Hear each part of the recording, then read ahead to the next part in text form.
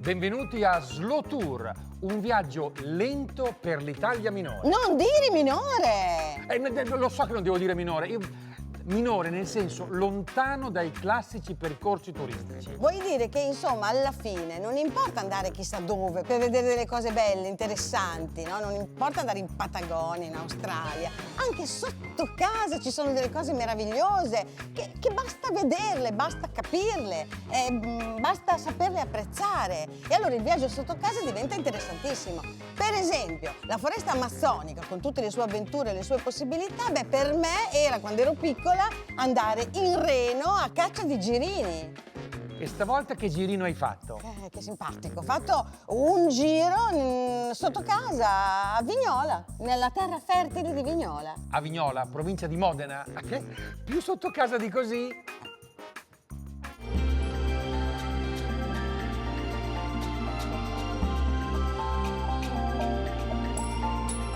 A Vignola ogni anno in primavera si festeggia il ciliegio in fiore.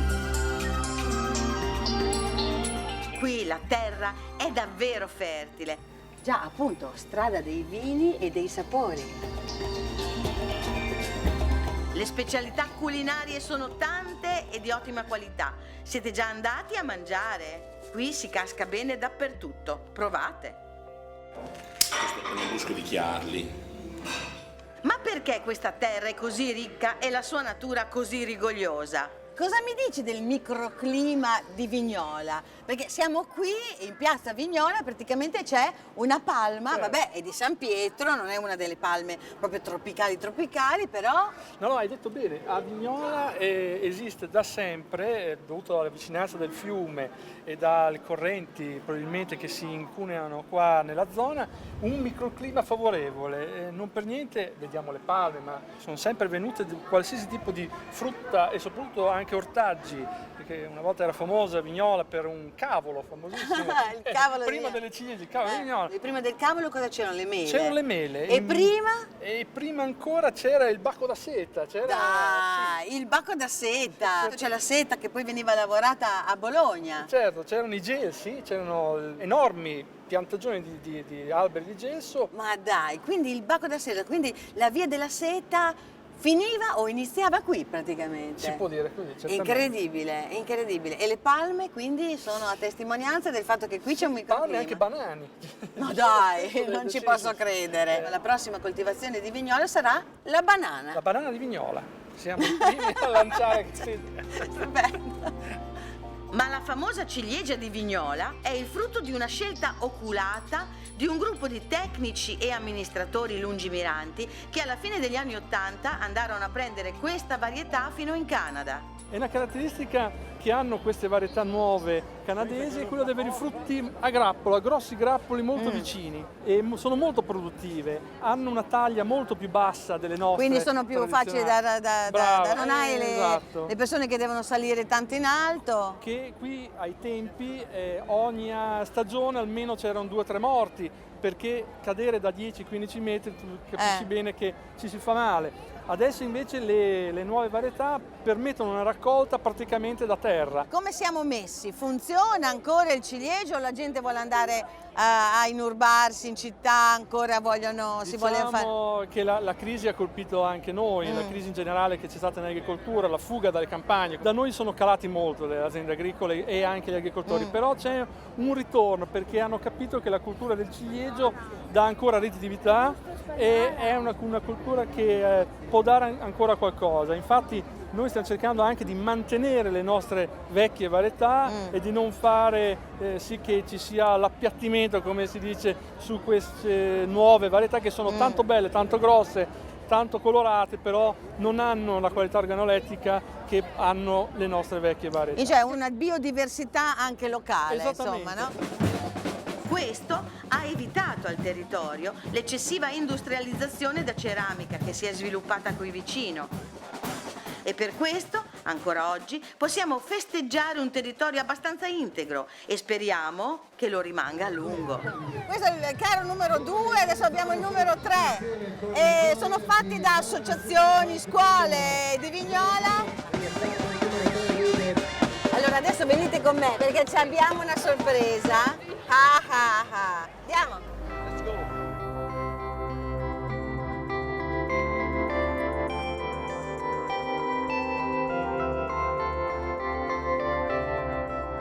Ciao.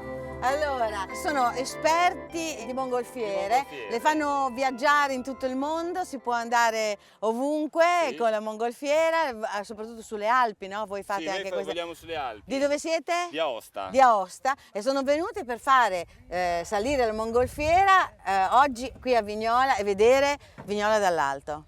Adesso ci proviamo. Iniziamo a gonfiare Dai, e vediamo un po' come il dai. vento.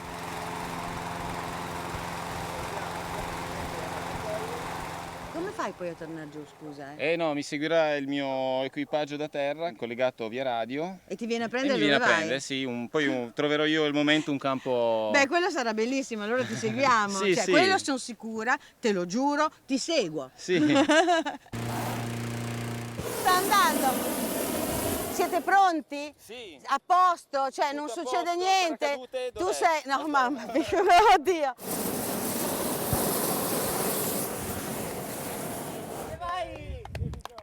Si va!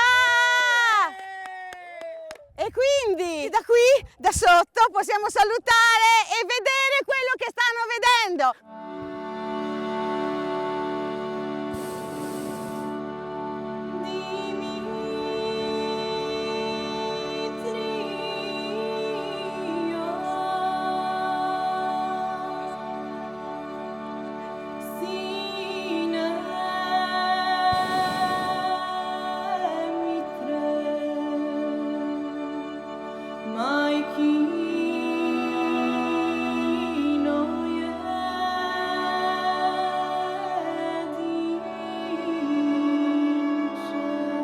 Cosa si vede? Si vede tutto. Vedono praticamente questo territorio che sta fra le colline, fra il fiume e fra la pianura.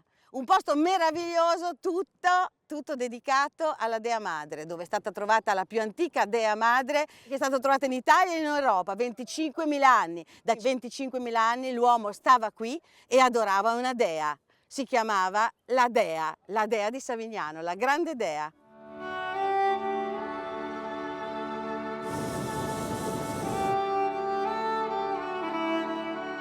State ancora sorvolando o state già scendendo?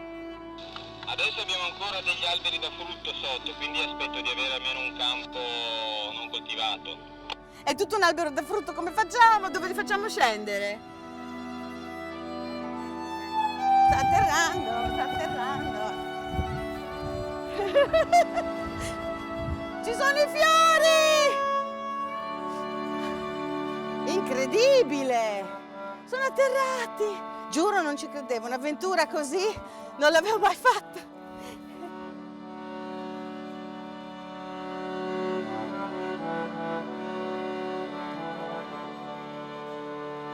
Da fotografo, com'è l'esperienza? Ma una delle prime fotografie realizzate fu fatta appunto con l'aiuto dei fratelli Mongolfier a Parigi, dove salì il famoso Nadar, il primo grande fotografo Fotografo ufficiale, così, che fece lui le non ha visto primissime- l'ora di andare su. Ma vedeva l'ora perché aveva capito anche l'importanza Cosa della poteva topografia, essere, l'immagine istinti dall'alto. cartografici, eccetera. Fece le prime fotografie della città di Parigi dall'alto, che fu un evento storico perché furono le reali prime fotografie fatte dall'alto. Sì, il Quindi- punto di vista degli dei, Sì, è questa sì, la sì. cosa. Dall'alto, quindi sì. Chi Poi è che guarda dall'alto? Poi questa lentezza che ti dà anche il tempo di capire probabilmente quello che hai sotto, insomma è come camminare nell'aria in fondo, ti dà questa sensazione. Lentamente ti dà la possibilità di valutare il terreno, è un vedere veramente particolare secondo me. Vieni qui, vieni, ti faccio vedere, anche a te Zoe, ti faccio vedere. Metti il naso così, adesso apri gli occhi e guarda direttamente qui, fra i fiori e il cielo. Quella è la primavera vignolese, un momento magico che dura qualche giorno, pochissimo, e però questo è il momento della fioritura qui a Vignola, perché noi siamo fatti così, è una terra madre, è una terra fondamentale, la terra fertile. Oh, vabbè, però ricordati che l'Emilia è anche la terra dei motori.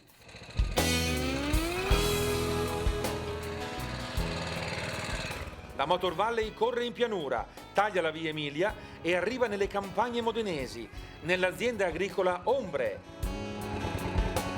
330 ettari per 500 mucche governate da un giovane fazendero della Bassa. Matteo Panini è uno, è uno dell'ultima generazione. Sono l'ultimo oliva di un albero nato tantissimi anni fa. Lui è figlio di Umberto, che coi fratelli Benito, Franco e Giuseppe hanno inventato le figurine Panini e coltivato la terra e la passione per i motori. Tutti dicono sempre com'è che Enzo Ferrari oppure Modena è stata la capitale dei motori. Il concetto è molto semplice, veniamo dalla terra e per lavorare una volta c'erano le vacche, i cavalli e l'uomo. E un signore ha inventato il motore a vapore, dal motore a vapore è arrivato il motore endotermico ed è nato il trattore. E questo ha fatto sì che Modena diventasse di colpo una realtà agricola ma allo stesso tempo meccanica.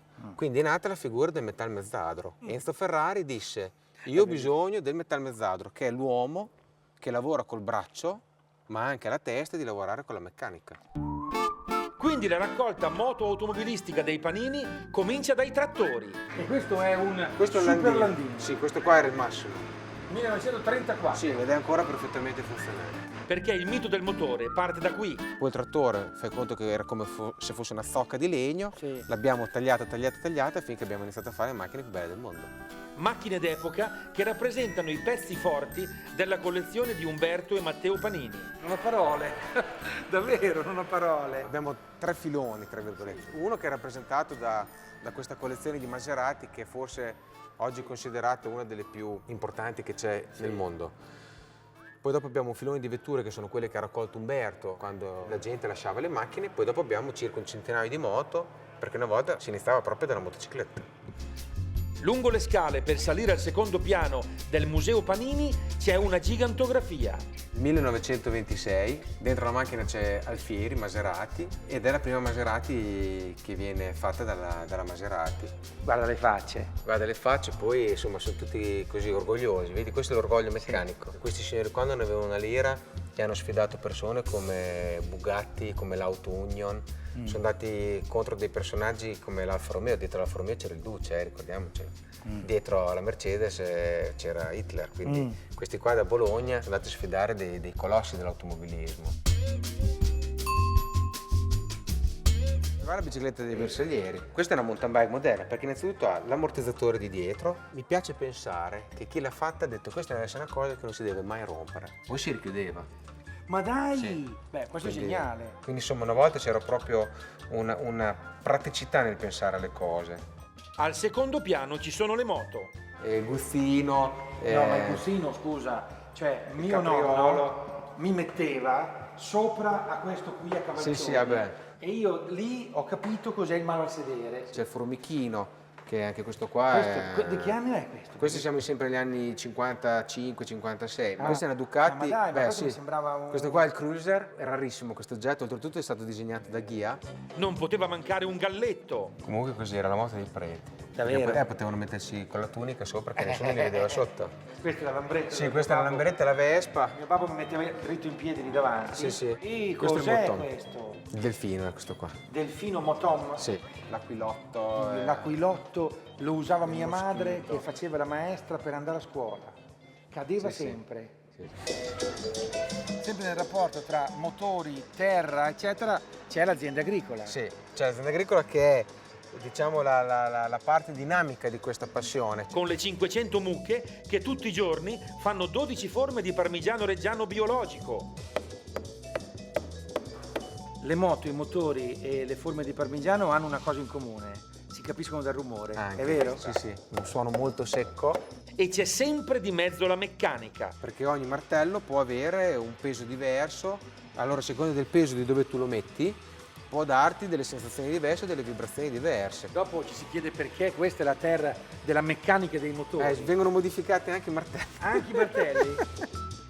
E qui a Maranello il mito, la Ferrari.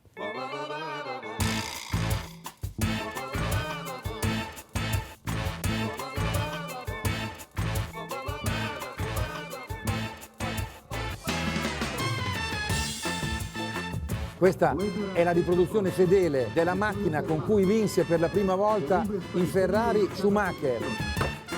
Oppa. A proposito di Schumacher, questa è la gomma usata da Schumacher nel Gran Premio del Giappone del 2003. Ma siamo pur sempre nella Motorvalle in pianura padana e qui le automobili si tengono appese, come i salami. Qui sembra comunque di rivivere l'ambiente della gara di Formula 1. Questa è la ricostruzione del muretto. Sembra quasi di poter avvitare le gomme della Formula 1 che ha vinto il campionato 2007.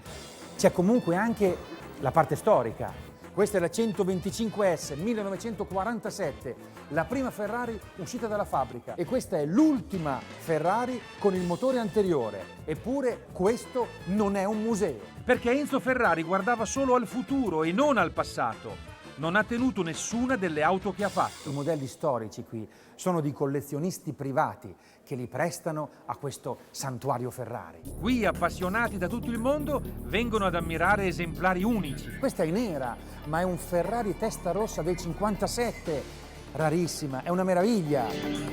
Tutto questo dimostra chiaramente che qui non siamo in un museo, questa è una galleria. E nella galleria si alternano varie mostre, per esempio questa della Ferrari in America o quest'altra sulle auto italiane. Alfa Romeo, Maserati, Lancia. Nella galleria Ferrari la storia dell'automobile diventa storia dell'arte moderna, storia del design. A proposito, ma anch'io vorrei entrare nella storia della Ferrari.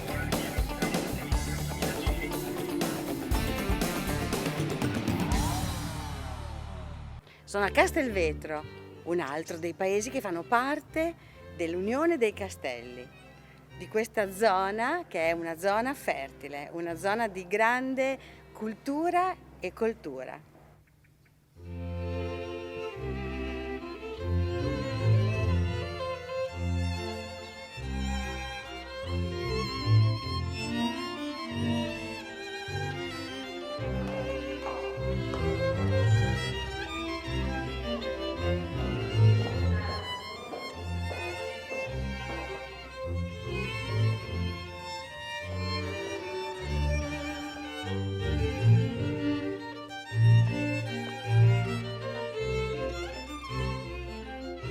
Scusate, ma dov'è che state andando? Andiamo a Fili d'Oro a Palazzo. A Palazzo Rangoni? Sì, sì. Ah, ci vengo anch'io. Bene, va Dai, bene. va bene. Ok. Palazzo Rangoni. Giusto. Il palazzo che ha ospitato anche Torquato Tasso. Chi è che vi ha cucito questi abiti bellissimi? Qui al museo. Delle sarte? Sì. Cioè delle sarte, non una sarta, delle sarte. Cioè, qui a Castelvetro ci sono le sarte? Ma non ci posso credere, io faccio fatica a trovarne una. E dove stanno queste benemerite? Piano superiore. Fantastico, andiamo a vedere, cioè no, le voglio trovare. No, voglio dire, cioè, trovare una sarta è come trovare un idraulico. Impossibile. Andiamo. Dai, un covo di sarte. Un covo di sarte!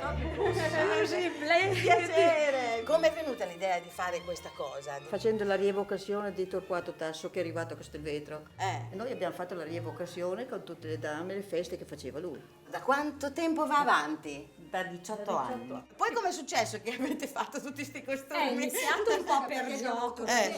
Poi piano piano ognuna del paese, non solo noi del gruppo, si sono tutti avvicinati, uomini, donne, bambine, famiglie intere, e abbiamo cominciato a costruire questi abiti facendo ricerche naturalmente. Addirittura, aspetta, qui hai Francesco I di Valois, ad esempio, e stiamo mi sono facendo... ispirata a questo. Lo voglio anch'io. Questo è un altro, sempre con la piuma un po' di fianco, ma può andare bene anche davanti a seconda di come si sente. Erano così? Cioè, loro e questi uomini, Uomini, perché erano altrettanto proprio stimolini, delle donne forse anche di più. Molto di più, Sì, ma anche perché erano proprio veramente il galletto che si deve mettere le piume, era il fagiano, il potere, la bellezza, la forza, la potenza, la ricchezza, tutto in un cappello e in un vestito. Esatto. Questo è il primo abito che abbiamo fatto. Con un vestito vecchio da sposa. E una mantovana di una finestra. Ah, è una mantovana, è vero, si vede! me la ricordo, un po' anni 50. Un po' come Rossello Ara, dai. Cioè, Rossello Ara aveva fatto così, no? Si era strappato le tende. Ma abbiamo usato quel che avevamo. E devo dire che l'effetto è eccezionale. Sì, sono passati 18 anni e ancora in giro. E questi chi sono? Ah, questi sono i padroni di casa. I Rangoni? I Rangoni. Nella nostra finzione scenica rappresentano i marchesi Rangoni, naturalmente i Rangoni rifeudatari di tutta la zona. Ed erano quelli che ospitarono il Ospitavano il tasso. Tasso. Questi due signori invece chi sono? Ecco, questi sono due abiti che hanno vinto il primo premio nazionale lo scorso anno. Quante perle ci sono? 8.000. 8.000. Chi è che le ha cucite tutte? Tutte le ragazze che lavorano con me. Incredibile. Questi due abiti sono stati indossati per il matrimonio di queste due persone che sono due associati dell'associazione. Questi due Della signori si concessione. sono sposati in questo veramente. Vestiti così? Vestiti così, ma anche gli invitati erano vestiti. Ma dai, non ci posso credere. E anche il banchetto è stato fatto d'epoca. Tutto d'epoca. Beh, ma insomma è molto divertente, piuttosto che l'abito bianco, no? Sì. Che noia. Questa è passione. Sì, è pura Qui passione. nessuno No. paga niente. No. Com'è difficile trovare una sarta e tutto il resto, se questo fosse applicato a un lavoro economico, diciamo, sarebbe un... Non è quantificabile. Non è quantificabile. Però mi fa molto piacere dire che tutto ciò che voi vedete è tutto opera di volontariato.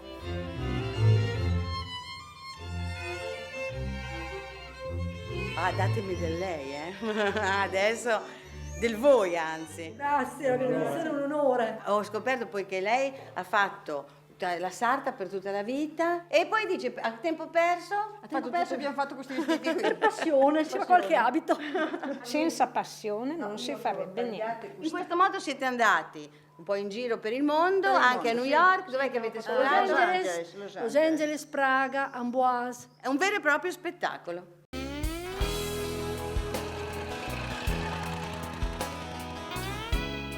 Qui a Modena tutti si intendono di motori. 500.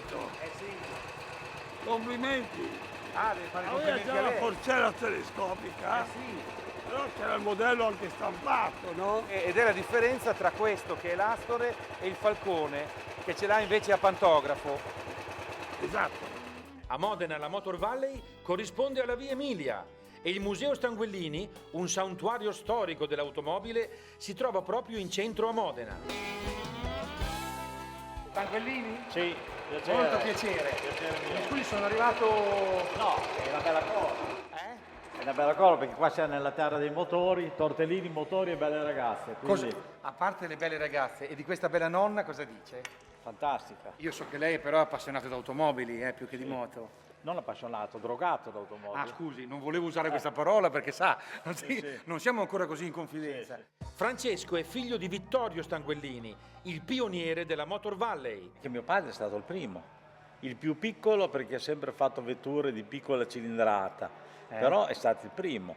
Dopo di lui è iniziato Ferrari e poi i fratelli Maserati che hanno creato la Maserati.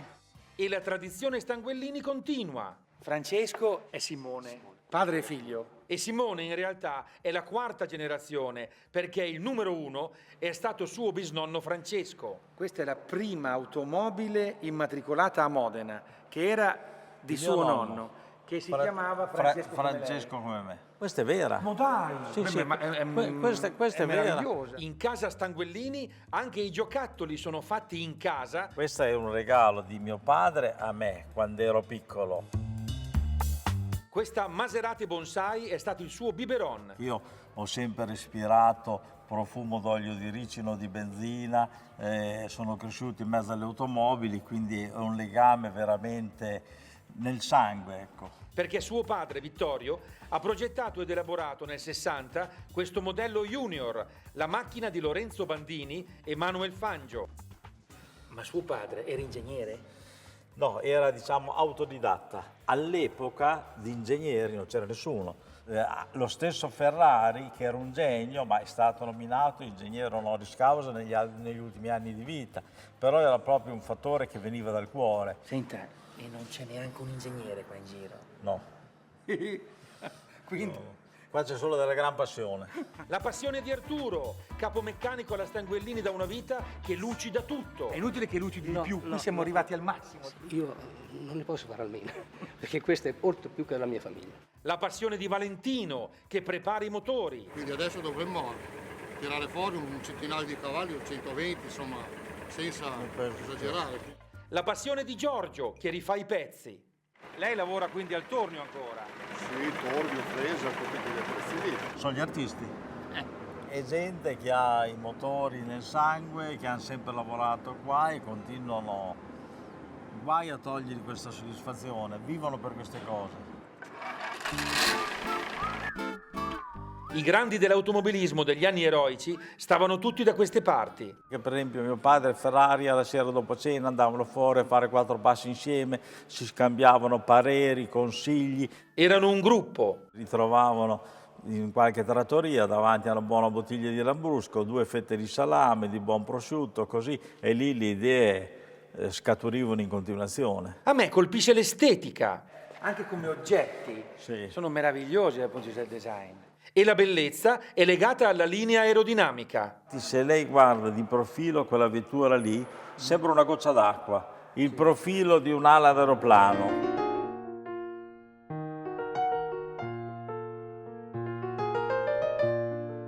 Cosa può insegnare un museo dell'auto d'epoca? A voler bene le cose in generale. Proprio in questo caso specifico a voler bene ai motori, però anche tanti altri musei a conservare le tradizioni di un popolo.